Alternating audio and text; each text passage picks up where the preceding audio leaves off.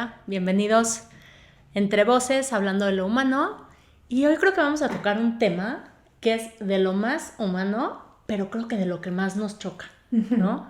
El error, la equivocación, ¿no? El vivirnos como seres falibles, ¿no? Que se equivocan.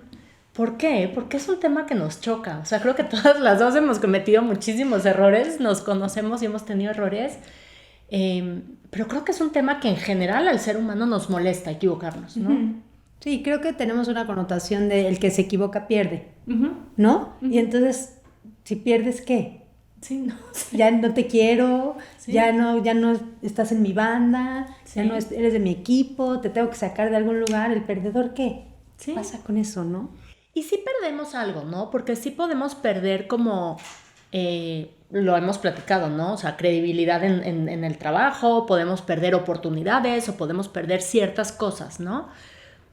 Pero al mismo tiempo, ¿quién no se ha equivocado? O sea, ¿por qué nos vivimos tan negados al error? ¿Por qué nos castigamos? Porque aparte el error como implica también una sensación como de culpa, ¿no? El lenguaje que usamos con nosotros mismos cuando nos equivocamos es terrible, ¿no? O sea, terrible. Nos decimos unas cosas terribles y a la vez somos mucho más compasivos con el error del otro, ¿no?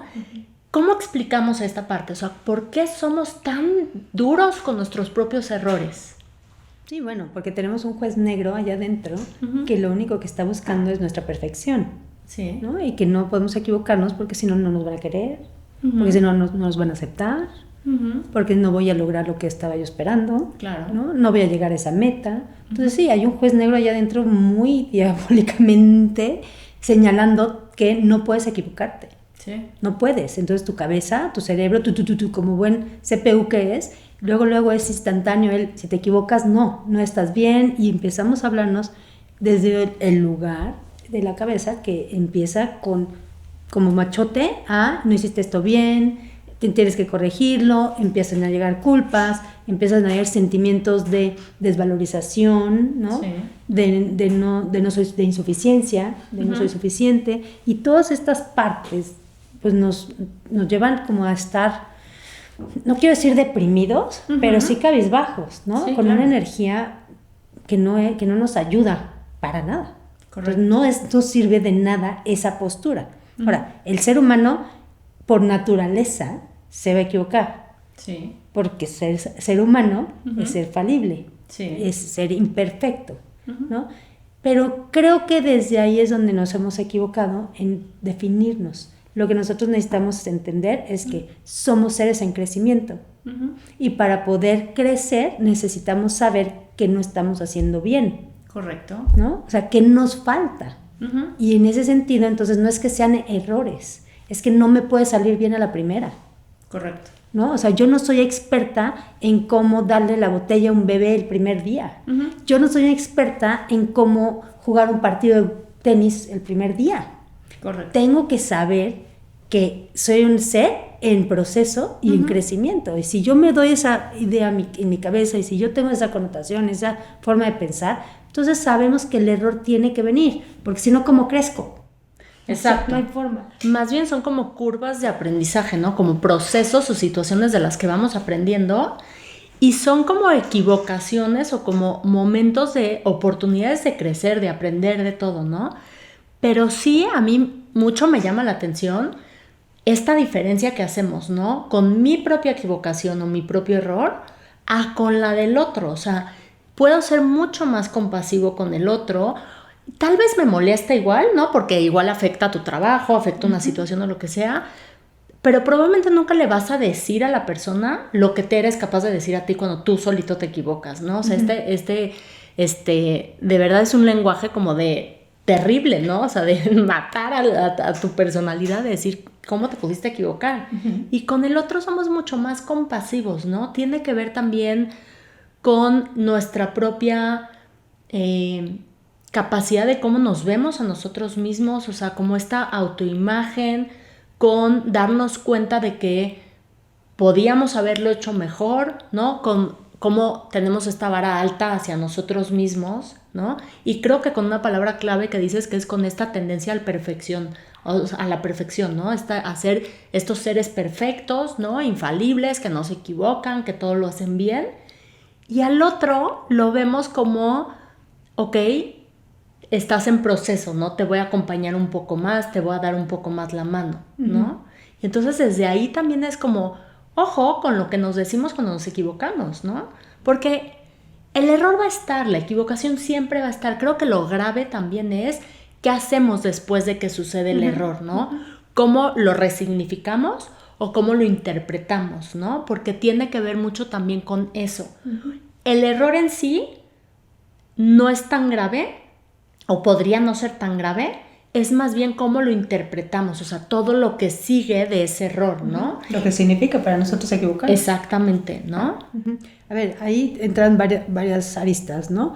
En primera, o sea, un niño cuando empieza a caminar, se cae, promedio al día, ¿cuántas veces quieres? El número que tú quieras, ¿no? No lo consideramos error. Porque sabemos que cuando estás aprendiendo algo en esta curva de aprendizaje, van a haber caídas. Y se va a levantar y se va a lastimar. No, la gente que se frustra cuando se cae un niño es esta gente que está tendiendo al perfeccionismo. Claro. Desde esta parte muy egocéntrica de tengo que ser perfecto y mi hijo tiene que ser perfecto y cómo se cae. ¿Cómo es que se caiga? ¿No? Pero en la normalidad está, en lo sano está que sabemos que los niños se van a equivocar, ¿no? Al caerse, ¿no? ¿Qué pasa ahí cuando perdemos esa forma de vernos? Claro. Porque además con el niño, perdón que te interrumpa, en el ejemplo que dices, en ningún momento, después de la caída 10, le decimos, no, olvídalo, no estás hecho para caminar, o olvídate, gatea el resto de tu vida, porque caminar no es lo tuyo. Estamos ahí, ¿no? Y muchas veces hasta desde la compasión, y le ayudamos, y no, mira, y a veces hasta nos reímos, ¿no? Y como decimos, sí, está aprendiendo, y le damos las herramientas que necesitan, que si agarre algo, que si los zapatos, todo. Exacto, más bien, si a la 10 no puede, algo está sucediendo, ¿no? Y entonces a lo mejor me puedo dar cuenta de que necesita, que a lo mejor el oído y no trae estabilidad, no hay ¿cómo se llama? Balance, no hay equilibrio, ¿no? A lo mejor trae un pie, que está chueco y hay que llevarlo al ortopedista, ¿no? Y entonces sí, en ese momento sí somos capaces, ni siquiera con compasión a ti, sino con la naturaleza de entender que está aprendiendo y que las cosas no son perfectas, no puede estar ya hecho el niño para caminar, ¿no? No sé si la gente ve con más compasión a los demás o es mucho la postura de pobrecito el otro que no puede, yo lo quiero, ¿no? A veces me pregunto, porque...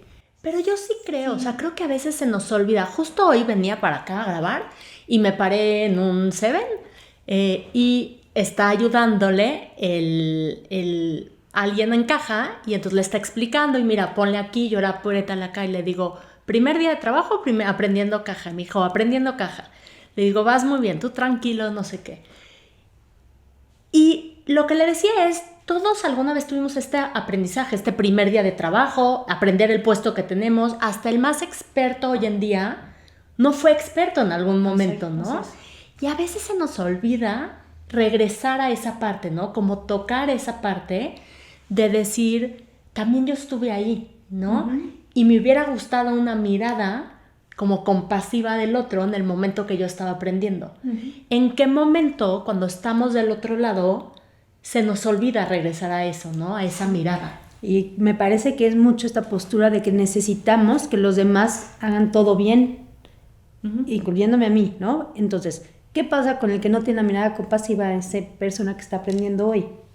Que lo que él es, este señor ya debe de saber sus cosas y él las tiene que tener perfectamente dominadas. No sabe que es su primer día, ¿no? Entonces, ¿a qué voy con esto?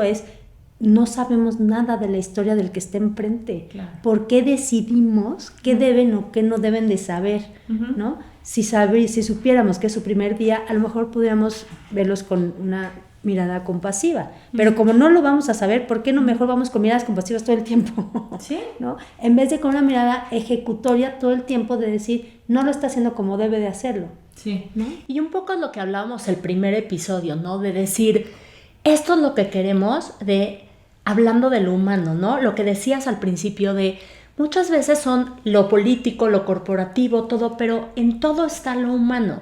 Y si yo me pusiera a pensar, y no es que vayas por la vida justificando, ay, bueno, tal vez a él le pasó esto en la mañana y por eso está trabajando así, pero sí un poco, ¿no? De decir, no sabes la historia que está detrás del otro, ¿no? Y si un momento de tu vida te pusieras a pensar, tú solo estás viendo un pedacito de alguien, no sabes lo que le pasó ese día, no sabes cómo está llegando al trabajo.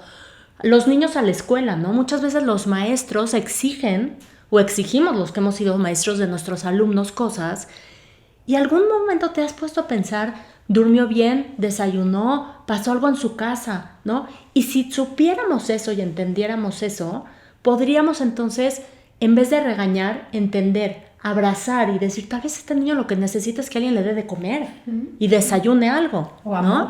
Amor, un abrazo, una mirada compasiva que tal vez en su casa no está recibiendo, ¿no? Entonces, si desde ahí pudiéramos ver más a la persona que está detrás del puesto, a la persona que está detrás de el mostrador. De un 5, de una calificación reprobada. Exactamente. De lo reprobado. Qué increíble, porque entonces llegaríamos a esta segunda parte, que es cómo resignificamos el error o cómo resarcimos o cómo en su momento, si podemos, lo interpretamos de tal manera que no nos afecte tanto, ¿no? Alguna vez tuvimos una maestra que decía, no sufrimos por el evento, sino por cómo interpretamos ese evento, ¿no? Sí. Y poder interpretar desde un lugar distinto un error, una equivocación, más como un aprendizaje, creo que hace toda la diferencia, ¿no? Sí, aquí me voy a detener porque ya sabes que soy fanática, bueno, tú también, de los deportes. Sí. Y una cualidad que tiene un deportista de alto rendimiento es que acepta la crítica muy fácil, ¿no? Y entiende que se va a equivocar, ¿no? Al grado de que lo que está pendiente el entrenador es de tus errores, no de tus aciertos. Claro. Es una mentalidad diferente, es al revés de lo que estamos viviendo todo el tiempo. Aquí la cultura ahora todo el día es, ay, bravo, lo hiciste bien, ¿no? Y no nos detenemos a hacer una autocrítica, que no es mala, y no sé por qué tiene una connotación a veces negativa la palabra crítica, pero es súper importante entender en qué no estoy pudiendo, en qué me estoy equivocando, qué no me está saliendo, para poder llegar a ser la persona que quiero ser, ¿no? Claro, avanzar, crecer, modificarme, todo esto, y no estar estancada porque no somos plantas. O sea, no estoy estática, soy un ser en movimiento y en constante evolución, y esa evolución siempre va a llevar errores. ¿Errores en qué sentido? En no sé cómo se hace, tengo que aprenderlo. Y con todo y que lo estoy aprendiendo, hay prueba y error, porque si no tengo la experiencia de cómo lo hago, no voy a hacer, no lo voy a perfeccionar, no lo voy a hacer bien. Entonces, cuando me dices, ¿cómo resignificamos el error? Es darme cuenta de que no puedo ser perfecto, ¿no? Sino voy perfeccionándome. Y estoy en esta parte de evolución, de entender que van a haber procesos en donde no sé hacerlos, en donde la equivocación lo que me va a enseñar es en dónde tengo que crecer, qué me está faltando, qué no estoy teniendo ese revés que necesito tener para ganar el partido.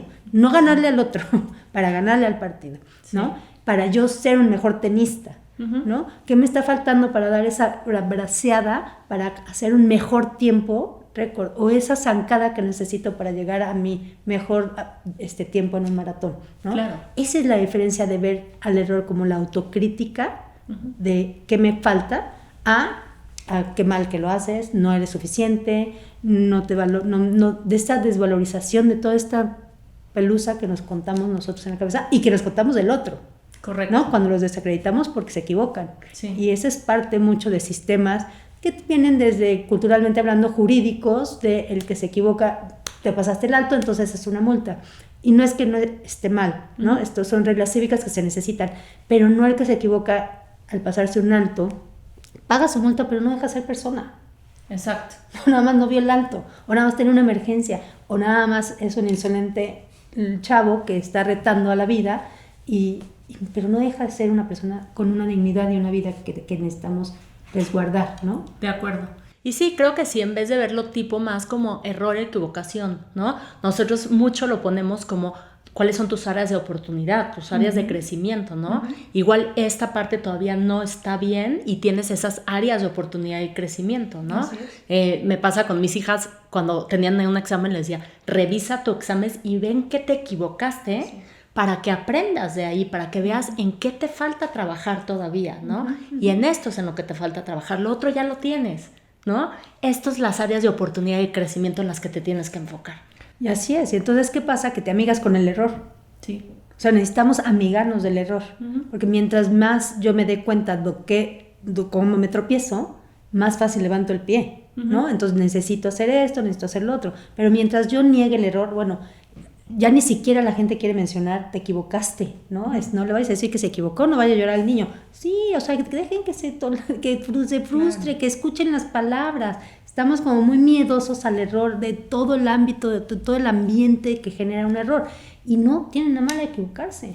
Y creo que además te acerca a la vulnerabilidad, que es con lo que contactamos un ser humano con el otro, ¿no? Entre más nos alejamos de la perfección y nos acercamos a ser vulnerables, es donde más creamos conexión, un ser humano con el otro y vínculos, ¿no? Sí, se aligera, porque entonces no tengo que ser ese que tú esperas que yo sea para que me quieras, ¿no? Se aligera nuestro vínculo a la hora que te digo, híjole, ¿sabes qué me pasó el otro día? Dejé mi cartera en el súper y dices, no, ya me pasó a mí, ¿no? Exacto. Y entonces luego lo hacemos una conexión ligera de no estoy en esa expectativa de tiene que ser la amiga perfecta o el ser perfecto para que encaje conmigo. También en ese tema hay que amigarnos con el error, ¿no? O sea, de todas las formas nos ayuda.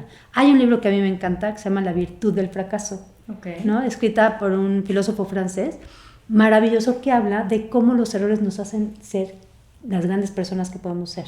El que no se equivoca, no sé qué tan grande pueda llegar a ser, ¿no? No se va a ampliar, no se va a ir perfeccionando, se va a quedar limitado a lo que pudo.